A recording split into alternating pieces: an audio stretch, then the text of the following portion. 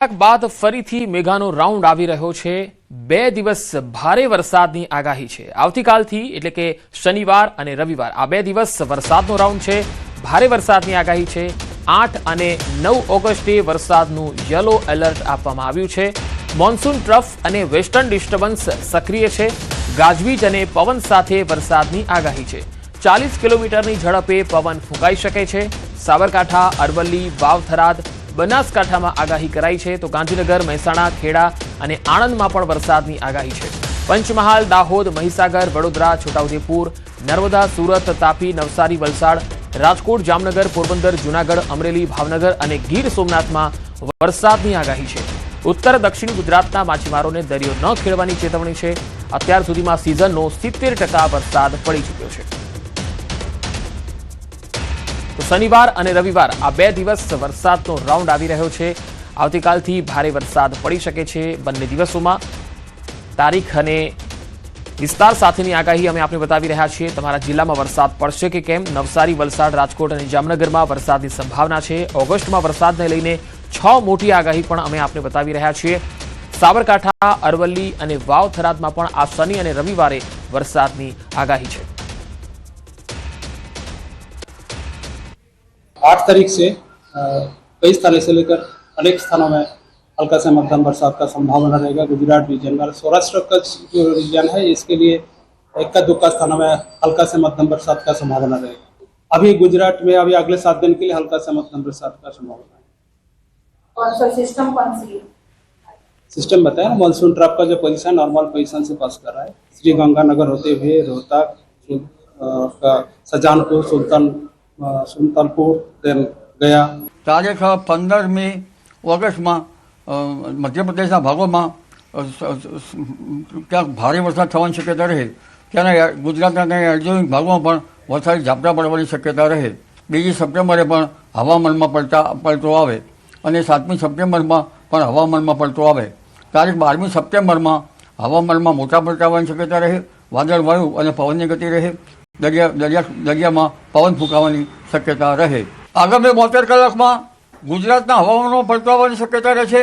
જેમાં લગભગ 5મી તારીખથી જ હમણાં હવામાનમાં પલટો આવ્યો હતો અને ઘણા ભાગોમાં વરસાદ વાદળવાયુ કે છાંટા થવામાં હતા।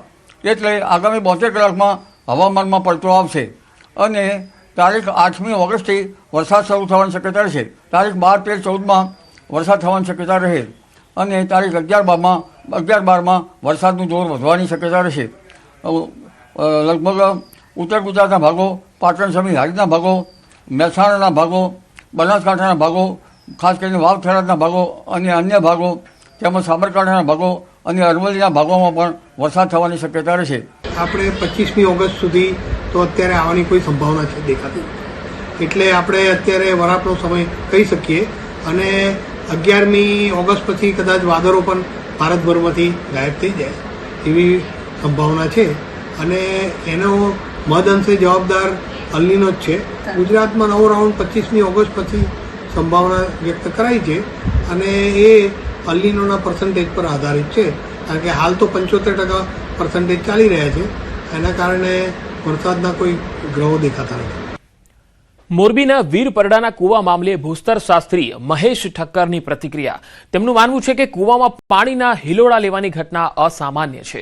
ભારે વરસાદ બાદ આર્ટિઝન કન્ડિશન સર્જાતા કન્ફાઇન્ડ એક્વિફરમાં પાણીનું દબાણ વધે છે, જેના કારણે કુવામાં પાણીમાં હિલચાલ જોવા મળે છે, જેને વૈજ્ઞાનિક ભાષામાં વેલ સેશ કહેવામાં આવે છે।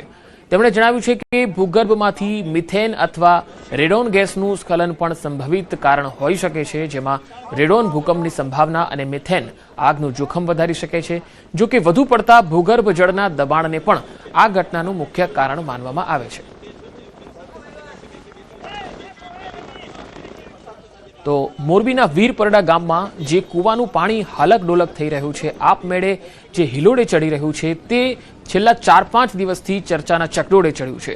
આ ગામ ચર્ચાના ચકડોળે આવી ગયું છે, કારણ કે આસપાસમાં બીજા પણ કૂવા આવેલા છે જ્યાં આ પાણી હાલક ડોલક નથી કરતું, પરંતુ આ જ કૂવાનું પાણી એવું છે કે જ્યાં આ પ્રકારે પાણી હિલોડા મારે છે અને અવારનવાર આ જ પ્રકારે પાણી હિલોડા માર્યા કરે છે। તો તેને લઈને ભૂસ્તર શાસ્ત્રીએ અનુમાન વ્યક્ત કર્યું છે કે આ વેલ સેસ કે આર્ટિઝન કન્ડિશન છે, તેના કારણે આવું થઈ શકતું હોય છે। આવી રીતે પાણી હિલોળા લે એ થોડીક અસામાન્ય ઘટના છે. એના કારણ પણ બે છે. એ પહેલું કારણ એ કહી શકાય કે આ પ્રકારના કૂવાની અંદર ક્યારેક ગેસનું ક્ષરણ થતું હોય. ગેસ સામાન્ય રીતે મિથેન હોઈ શકે અથવા તો રેડોન હોઈ શકે. રેડોન હોય તો આ વધારે જોખમી છે, કારણ કે રેડોન જ્યારે કૂવામાંથી બહાર નીકળે ત્યારે ભૂકંપની સંભાવના હોય છે.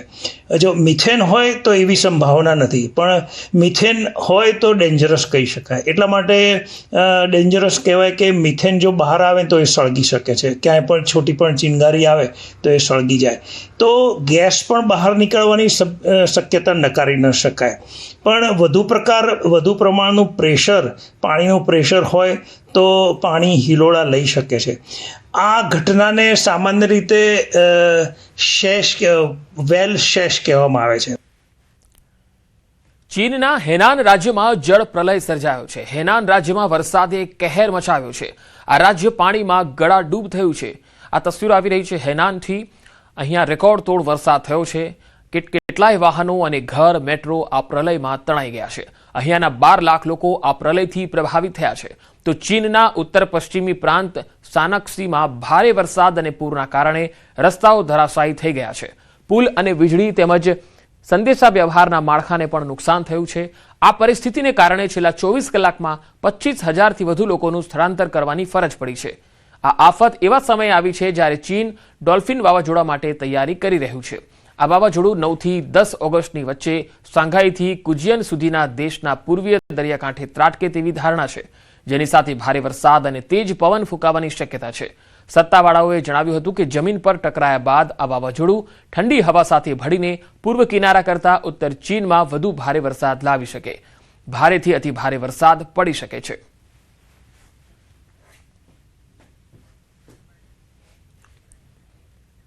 ઉત્તર પ્રદેશના ઉન્નાવમાં તંત્રની બુદ્ધિનું પ્રદર્શન જોવા મળ્યું. લખનૌ કાનપુર એક્સપ્રેસ વે સુકાવવા પંખા લગાવાયા. આ તસવીરો જુઓ. અહીંયા રસ્તો સુકાવવા 10 પંખા લગાવતા સવાલ ઉઠી રહ્યા છે. લખનૌ કાનપુર એક્સપ્રેસ વેનો વિડીયો વાયરલ થયો છે. વાયરલ વિડીયો બાદ પંખા સાઈડમાંથી હટાવી લેવાયા. લખનૌ કાનપુર એક્સપ્રેસ વેનો હાલ એક વિડીયો સામે આવ્યો છે, જે ભારે વાયરલ થઈ રહ્યો છે. આ લખનૌ કાનપુર એક્સપ્રેસ વે સુકાવવા માટે પંખા લગાવવામાં આવ્યા છે. જોકે એવી પણ વાત સામે આવી રહી છે કે આ જે રસ્તો બન્યો છે એ 1 મહિના પહેલાનો જ આ રસ્તો છે, જેનું ઉદ્ઘાટન થયું હતું. અને આ રસ્તાની હાલત કેવી છે એ આ તસવીરો જોઈ શકો છો. આ ઘટનાને લઈને સપા અધ્યક્ષ અખિલેશ યાદવે એક્સ પર લખ્યું છે કે આ એ રસ્તો છે જેનું ઉદ્ઘાટન થોડા દિવસો પહેલા જ થયું હતું અને તેને રિપેરિંગની પણ જરૂર પડી ગઈ છે. એક્સપ્રેસ સ્પીડથી રિપેરિંગને સુકાવવા માટે પંખાનો ઉપયોગ કરવામાં આવી રહ્યો છે. उन्नाव में कानपुर लखनऊ एक्सप्रेस वे बदहाल स्थिति में है और निर्माण के लगभग 23 दिन बाद ही इसकी जो स्थिति हुई है वो सोशल मीडिया के जरिए सबके सामने आई है, जिसके बाद NHAI ने इस प्रोजेक्ट के साथ ही 2 साल के लिए PNC को बाल्ड कर दिया है. आपको हम तस्वीरें दिखाते हैं जो सोशल मीडिया में तस्वीरें वायरल हुई. जो ये पुराने ज़माने का पंखा है जिसे हम लोग फर्राटा कहते थे, जो घरों में लगाया जाता था तेज़ हवा के लिए, उससे हाईवे को सुखाया जा रहा था. जब नेता प्रतिपक्ष जो सपा अखिलेश यादव हैं उनके द्वारा इन तस्वीरों को जब सोशल मीडिया पर पोस्ट किया गया, जिसके बाद जो यहाँ पर काम कर रही कंपनी है उसके द्वारा इस पंखे को हटा दिया गया. बताया जा रहा है कि 10 पंखे को सूखने के लिए लगाया गया था. तो कहीं ना कहीं जो एक्सप्रेसवे का निर्माण हुआ वो सवालों के घेरे में है, क्योंकि 4200 करोड़ की लागत से एक्सप्रेसवे बना था और 13 जुलाई को इसका उद्घाटन होने के साथ ही 14 जुलाई को ये जनता के लिए खोला गया था. जिसके बाद लगातार एक्सप्रेसवे में किसी न किसी किलोमीटर में ये शिकायतें आ रही हैं. अनुज गुप्ता, न्यूज़ 18 उन्नाव. पुणे मुंबई एक्सप्रेस वेनी मिसिंग लिंक टनलમાં ભીષણ અકસ્માત થયો. ફોર્ચ્યુનર કાર માલવાહક ટેમ્પા સાથે ધડાકાભેર અથડાઈ. અકસ્માતમાં એક વ્યક્તિનું ઘટના સ્થળે જ મૃત્યુ થઈ ગયું, જ્યારે એક ગંભીર રીતે ઘાયલ છે. ફોર્ચ્યુનરમાં સવાર 5 લોકો પિંપરી ચિંચવડના રહેવાસી છે. અકસ્માત બાદ મુંબઈ તરફનો ટ્રાફિક આશરે 2 કલાક બંધ રહ્યો. વાહનોને જૂના મુંબઈ પુણે હાઈવે તરફ ડાયવર્ટ કરાયા. હાઈવે પોલીસ અને રેસ્ક્યુ ટીમે ઘાયલોને હોસ્પિટલમાં ખસેડ્યા. ક્ષતિગ્રસ્ત વાહનો હટાવ્યા બાદ ટ્રાફિક ફરીથી સામાન્ય કરવામાં આવ્યો. તો કાર માલવાહક ટેમ્પા સાથે ધડાકાભેર અથડાઈ, જેમાં એક વ્યક્તિનું ઘટના સ્થળે જ મૃત્યુ થયું છે. 2 અલગ અલગ તસવીરો તમે જોઈ શકો છો. મુંબઈ પુણે એક્સપ્રેસ વે પર કાર ચાલકે કઈ રીતે કહેર મચાવ્યો તેની આ તસવીરો છે. મિસિંગ લિંક ટનલમાં આ ભીષણ અકસ્માત થયો હતો.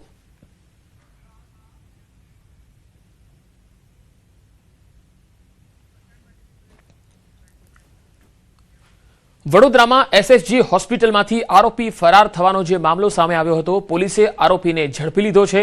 દુષ્કર્મ કેસનો આરોપી પોલીસ જાપ્તામાંથી ફરાર થઈ ગયો હતો. રાત્રિના સમયે આરોપી પોતાના ઘરે આવતા પોલીસે દબોચી લીધો. આરોપી ગોવિંદ મહોણિયા છાણી કેનાલ પાસેથી ઝડપાયો છે.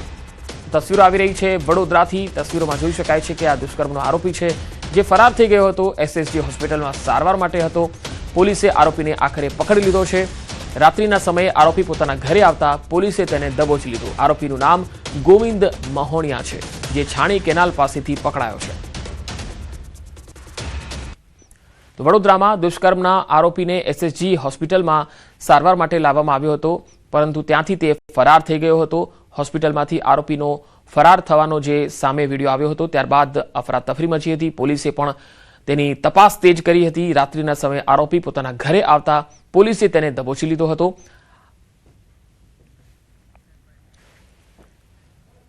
વડોદરામાં બુટલેગરો હવે બેફામ બની ગયા છે. વારસિયામાં બુટલેગર વિશાલ લાલવાણીની દાદાગીરી સામે આવી.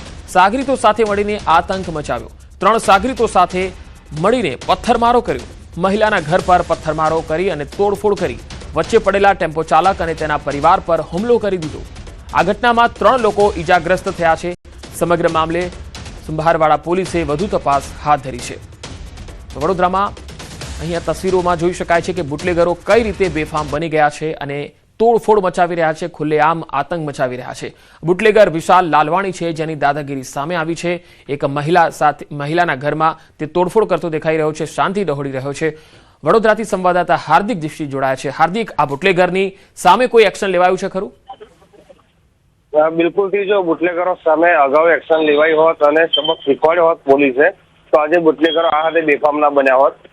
વારસિયા વિસ્તારની જો આપણે વાત કરીએ તો બુટલેગરોનું ગઢ કહેવાય છે વારસિયા વિસ્તાર, અને પોલીસની મહેરબાનીથી અહીંયા બુટલેગરો એ હદે બેફામ બન્યા છે કે સ્થાનિક લોકો જે છે બુટલેગર સામે અવાજ ઉઠાવતા પણ ધ્રુજે છે.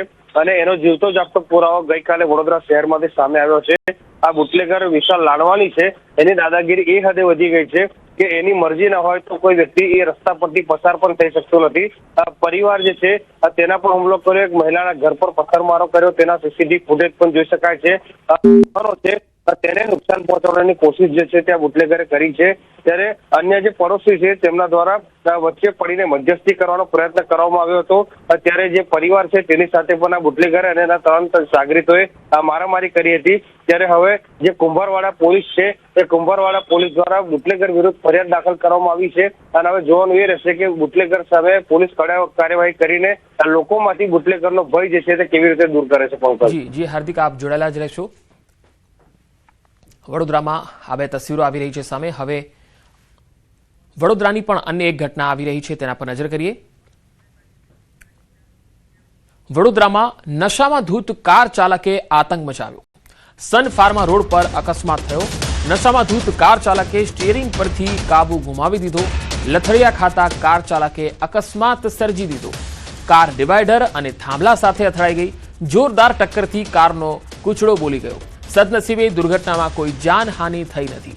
આ ઘટનાને પગલે સ્થાનિકોમાં ભારે આક્રોશ વ્યાપી ગયો છે. ચાલક સામે કડક કાર્યવાહીની માંગ ઉઠી રહી છે. કાર ચાલકના ચાલવાના પણ હોશ ન હતા. પોલીસે ગુનો નોંધીને વધુ તપાસ હાથ ધરી છે. તો નશામાં ધૂત કાર ચાલકનો આતંક. એ ભાઈ પીધેલી હાલતમાં એમ ગાડી ચલાવતા હતા. રમફાટ જેવા ગાડી લાયા એવા થાંભલાના અંદર એ ભાઈએ ગાડી ઠોકી દીધી. અમે એમને એવું લાગ્યું કશું થયું. પછી એ ભાઈ ઉતર્યા તો લથડીઓ ખાતા ઉતર્યા. અમે એ ભાઈને હાથ પકડીને નીચે ઉતાર્યા. એ ભાઈ ત્યાં ગયા. એના સપોર્ટમાં 2-4 લેડીઝ ને 2-4 જેન્ટ્સ આવી ગયા. એ ભાઈ કહે છે ભાઈ કોઈને વાગ્યું નથી ને, બસ કોઈને વાગ્યું નહીં, એ ભાઈને જવા દો. તો મેં એવું કીધું કે આ ભાઈ અગર કોઈને વાગ્યું એની જિમ્મેદારી કોણ લેતો? આ ભાઈને કશું કોઈને કશું થયું હોય એની જિમ્મેદારી કોણ લેતો? વધુ માહિતી મેળવીએ સંવાદદાતા હાર્દિક દીક્ષિત જોડાયા છે. હાર્દિક, એક તરફ બુટલેગરો બેફામ અને બીજી તરફ દારૂ પીને નશેડીઓ બેફામ થઈ રહ્યા છે. આ કાયદો વ્યવસ્થાની સ્થિતિ પર મોટો સવાલ છે. બિલકુલ પંકજ, હમણાં જ આપણે વાત થઈ કે વડોદરા શહેરમાં બુટલેગરો કઈ હદે બેફામ બન્યા છે અને બુટલેગરો બેફામ બન્યા છે એના કારણે જે નશાના બંધાનીઓ છે તેમને નશો કરીને લોકોના જીવ સાથે છેડા કરવાનું મોકળું મેદાન જે છે તે મળી ગયું છે. સતત બીજા દિવસે વડોદરામાં આ પ્રકારની ઘટના બની છે. પરમ દિવસે મકરપુરા પોલીસ સ્ટેશન પાસે આ જ પ્રકારનો અકસ્માત થયો હતો અને ગઈકાલે જે છે જે સન ફાર્મા રોડ પર અકસ્માતની ઘટના જે સામે આવી છે અને દ્રશ્યોમાં પણ જોઈ શકાય છે કે જે કાર ચાલક છે તેને ચાલવાનું પણ ભાન નથી અને જે લોકો તેને સવાલો પૂછી રહ્યા છે તેનો જવાબ આપવાનું પણ ભાન નથી. કાર એ હદે એને હંકારી હતી કે કેટલાય લોકો જે છે તેમના જીવ જોખમમાં મુકાઈ ગયા હતા અને આખરે કાર જે છે તેને જોરદાર ટક્કર વાગી હતી અને કારનો કૂચરો બોળી ગયો હતો. સ્થાનિક લોકો જે છે તેમની અંદર ભારે રોષની લાગણી છે કારણ કે વડોદરા શહેરમાં સતત આ પ્રકારની ઘટનાઓ ઘટી રહી છે. લોકો જે છે તે નશાનું સેવન કરીને પૂરપાટ ઝડપે પોતાનું વાહન હંકારે છે અને નિર્દોષ નાગરિકોના જીવ જે છે તે જોખમમાં મૂકે છે. ત્યારે હવે શહેર પોલીસે જે છે તે સૌથી પહેલા તો બુટલેગરો પર અંકુશ લાવવાની જરૂર છે અને ત્યારબાદ જે નશાના બંધાનીઓ છે તેમના વિરુદ્ધ કડક કાર્યવાહી કરવી પડે તેવી અત્યારે લોક માંગણી જે છે તે સંસ્કારી નગરીમાં ઉઠી રહી છે. પંકજ જી હાર્દિક, આભાર માહિતી આપવા માટે. તો સન ફાર્મા રોડ પરનો આ અકસ્માત તમે તસવીરોમાં જોઈ શકો છો. કાર ડિવાઈડર અને થાંભલા સાથે અથડાઈ જાય છે અને ડ્રાઈવર છે એ દારૂ પીધેલી હાલતમાં હોય છે. સુરતના પલસાણાના એના ગામે ઇલેક્ટ્રિક બાઇકમાં આગ લાગી. ઘરના પાર્કિંગમાં મૂકેલ ઇલેક્ટ્રિક બાઇકમાં અચાનક ધડાકા બાદ ભડભડ સળગવા લાગ્યું. આગમાં આ બાઇક સળગવા લાગતા જ અફરાતફરી મચી ગઈ. બાઇક ઘરના પાર્કિંગમાંથી બહાર કાઢી લેતા અન્ય વાહનો બચી ગયા. આગની ઘટનામાં કોઈ જાનહાનિ થઈ નથી. આ ઇલેક્ટ્રિક બાઇક છે જેમાં આગ લાગ્યું હતું અને આ પાર્કિંગમાં હતું, ત્યાંથી તેને હટાવીને બહાર કરી દેવાયું જેથી અન્ય વાહનો પણ તેની લપેટમાં આવતા બચી ગયા હતા. તો બે અલગ અલગ તસવીરો તમે જોઈ શકો છો. અચાનક આગ લાગી ગઈ ઇલેક્ટ્રિક બાઇકની અંદર. પહેલા ધડાકો થયો અને ત્યારબાદ એમાં અચાનક આગ ભભૂકી ગઈ. અમદાવાદમાં વીમા કંપનીની મનમાની સામે ગ્રાહકનો મોટો વિજય. ડાયાબિટીસનું બહાનું કાઢીને ક્લેમ નકારવો કંપનીને ભારે પડી ગયો.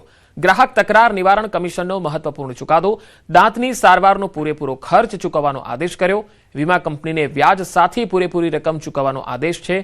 ફરિયાદી વિનીતભાઈ સિંહ શાહે વીમા કંપની સામે કરી હતી ફરિયાદ. સારવારનો ખર્ચ 2,42,541 રૂપિયા ચૂકવવાનો આદેશ કર્યો છે. વાર્ષિક 7% વ્યાજ સાથે ચૂકવવાનો આદેશ કર્યો છે. ગ્રાહકને માનસિક ત્રાસના વળતર પેટે 2,000 રૂપિયા અલગથી આપવાનો પણ આદેશ છે. કાનૂની કાર્યવાહીના ખર્ચ પેટે વધુ પણ 2,000 રૂપિયા આપવાનો આદેશ છે.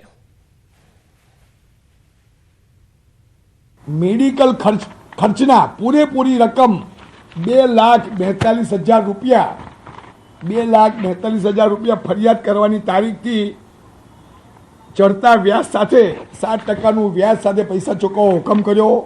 માનસિક ત્રાસ અને આઘાતનું વળતર, કાનૂની ખર્ચના રકમ અલગથી આપવાનો હુકમ કર્યો. કે દાંતના પૈસા નહીં મળે. એમણે તો કોઈના 2-3 ડૉક્ટરના અભિપ્રાય લઈને કહી દીધું કે આ તમારું પહેલેથી હતું જ, દાંત હલતા હતા. તો દાંત જ હલતા હતો, હું પહેલાં ટ્રીટમેન્ટ કરાવત ને તો મારે આટલી બધી પ્રોબ્લેમ જ ના થાત. અને પછી હું બીજા ઇન્સ્યોરન્સ કંપની છે એમાં ગયો. એમાં મને અડધા પૈસા પાસ કર્યા અને એના પછી એ અડધા પૈસા મેં પાસ લીધા નહીં, મેં એક્સેપ્ટ ના કર્યા. એટલે હું મુકેશભાઈ થ્રુ ગ્રાહક સુરક્ષામાં ક્લેમ મારો દાખલ કર્યો. 2017થી ક્લેમ હતો, એ આજે 2026માં મારો ક્લેમ પાસ થયો. અમરેલીના સાવરકુંડલા અને આસપાસના વિસ્તારોમાં વન્યજીવો અવારનવાર હાઈવે પર જોવા મળતા હોય છે. ગત મોડી રાત્રે સાવરકુંડલા મહુવા બાયપાસ રોડ પર જંગલના રાજાનો પરિવાર આવી ચડ્યો હતો.